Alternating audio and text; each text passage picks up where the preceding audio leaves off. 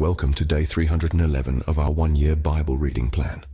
Today, we'll read John chapters 13 through 15. Before you begin, remember that it helps to establish a daily reading time.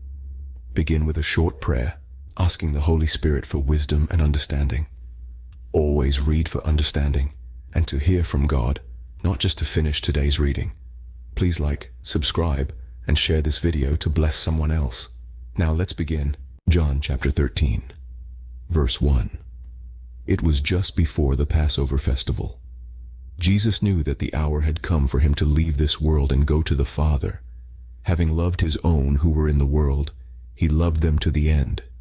The evening meal was in progress, and the devil had already prompted Judas, the son of Simon Iscariot, to betray Jesus.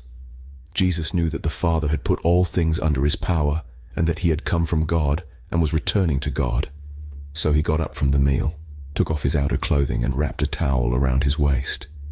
After that, he poured water into a basin and began to wash his disciples' feet, drying them with the towel that was wrapped around him. He came to Simon Peter, who said to him, "Lord, are you going to wash my feet?" Jesus replied, "You do not realize now what I am doing, but later you will understand." "No," said Peter, "you shall never wash my feet." Jesus answered, "Unless I wash you, you have no part with me." "Then, Lord," Simon Peter replied, "not just my feet, but my hands and my head as well." Verse 10. Jesus answered, "Those who have had a bath need only to wash their feet. Their whole body is clean, and you are clean, though not every one of you." For he knew who was going to betray him, and that was why he said not everyone was clean. When he had finished washing their feet, he put on his clothes and returned to his place. "Do you understand what I have done for you?" he asked them. "You call me teacher and Lord, and rightly so, for that is what I am. Now that I, your Lord and teacher, have washed your feet, you also should wash one another's feet. I have set you an example that you should do as I have done for you. Very truly I tell you, no servant is greater than his master, nor is a messenger greater than the one who sent him. Now that you know these things, you will be blessed if you do them. I am not referring to all of you. I know those I have chosen. But this is to fulfill this passage of Scripture. He who shared my bread has turned against me. I am telling you now before it happens, so that when it does happen you will believe that I am who I am. Verse 20. Very truly I tell you, whoever accepts anyone I send accepts me, and whoever accepts me accepts the one who sent me. After he had said this, Jesus was troubled in spirit and testified, "Very truly I tell you, one of you is going to betray me." His disciples stared at one another, at a loss to know which of them he meant. One of them, the disciple whom Jesus loved, was reclining next to him. Simon Peter motioned to this disciple and said, "Ask him which one he means." Leaning back against Jesus, he asked him, "Lord, who is it?" Jesus answered, "It is the one to whom I will give this piece of bread when I have dipped it in the dish." Then, dipping the piece of bread, he gave it to Judas, the son of Simon Iscariot. As soon as Judas took the bread, Satan entered into him. So Jesus told him, "What you are about to do, do quickly." But no one at the meal understood why Jesus said this to him. Since Judas had charge of the money, some thought Jesus was telling him to buy what was needed for the festival, or to give something to the poor. Verse 30. As soon as Judas had taken the bread, he went out, and it was night. When he was gone, Jesus said, "Now the Son of Man is glorified, and God is glorified in him. If God is glorified in him, God will glorify the Son in himself, and will glorify him at once. My children, I will be with you only a little longer. You will look for me, and just as I told the Jews, so I tell you now, where I am going, you cannot come. A new command I give you, love one another.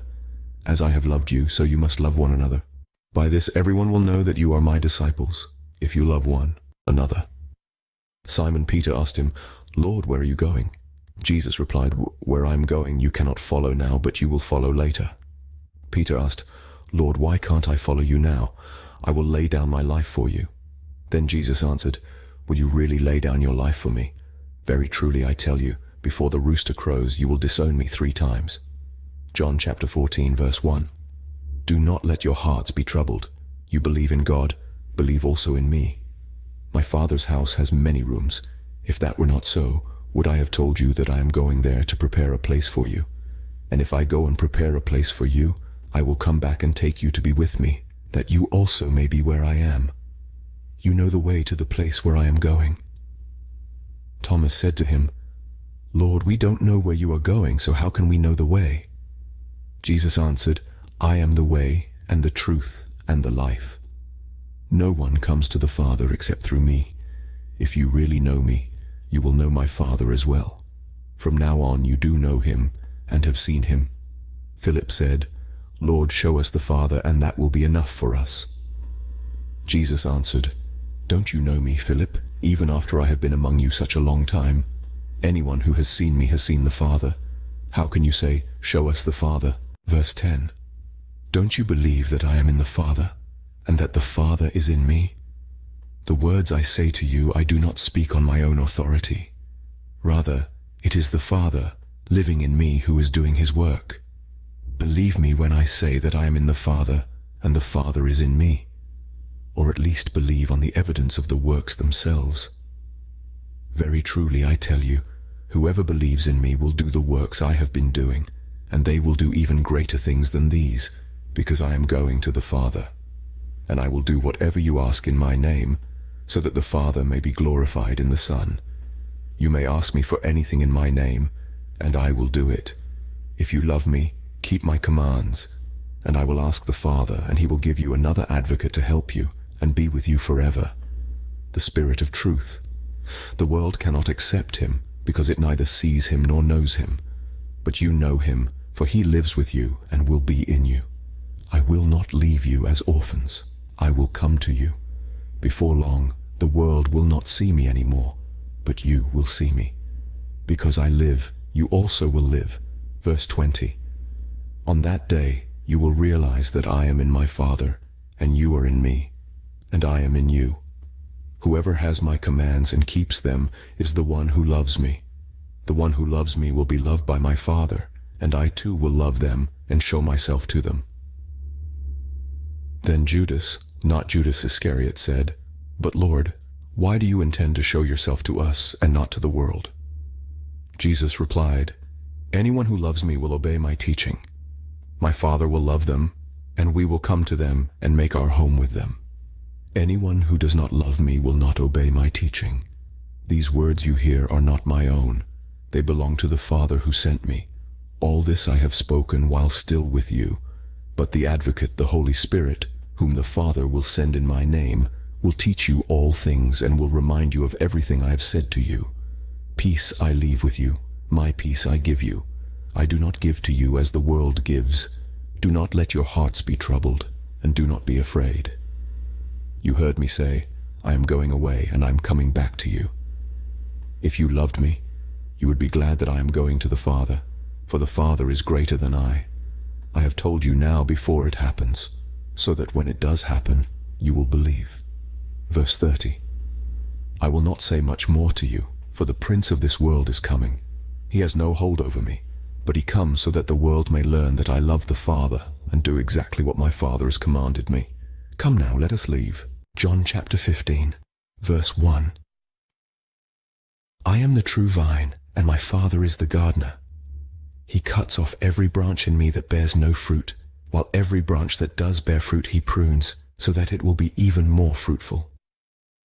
You are already clean because of the word I have spoken to you. Remain in me, as I also remain in you. No branch can bear fruit by itself. It must remain in the vine. Neither can you bear fruit unless you remain in me. I am the vine, you are the branches. If you remain in me and I in you, you will bear much fruit. Apart from me you can do nothing. If you do not remain in me, you are like a branch that is thrown away and withers. Such branches are picked up, thrown into the fire and burned. If you remain in me and my words remain in you, ask whatever you wish, and it will be done for you.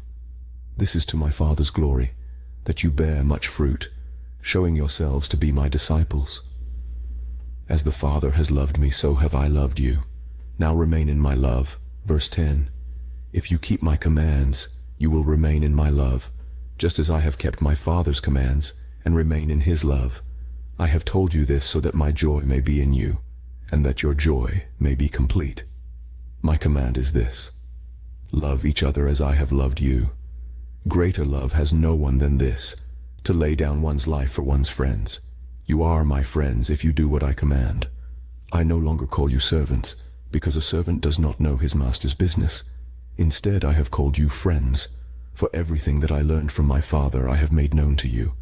You did not choose me, but I chose you and appointed you so that you might go and bear fruit, fruit that will last, and so that whatever you ask in my name, the Father will give you. This is my command: love each other. If the world hates you, keep in mind that it hated me first. If you belong to the world, it would love you as its own. As it is, you do not belong to the world, but I have chosen you out of the world. That is why the world hates you. Verse 20. Remember what I told you. A servant is not greater than his master. If they persecuted me, they will persecute you also. If they obeyed my teaching, they will obey yours also. They will treat you this way because of my name, for they do not know the one who sent me. If I had not come and spoken to them, they would not be guilty of sin. But now they have no excuse for their sin. Whoever hates me hates my Father as well.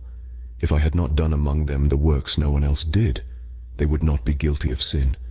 As it is, they have seen, and yet they have hated both me and my Father. But this is to fulfill what is written in their law: they hated me without reason. When the Advocate comes, whom I will send to you from the Father, the Spirit of truth who goes out from the Father, he will testify about me. And you also must testify, for you have been with me from the beginning. This concludes John chapters 13 through 15 for day 311. We hope you are enjoying these daily videos. Remember to check the description box for links and resources. Thank you for watching. Please like, share, and subscribe. Your support helps spread God's word to reach more people on YouTube. We'll see you in the next video for our day 312 reading.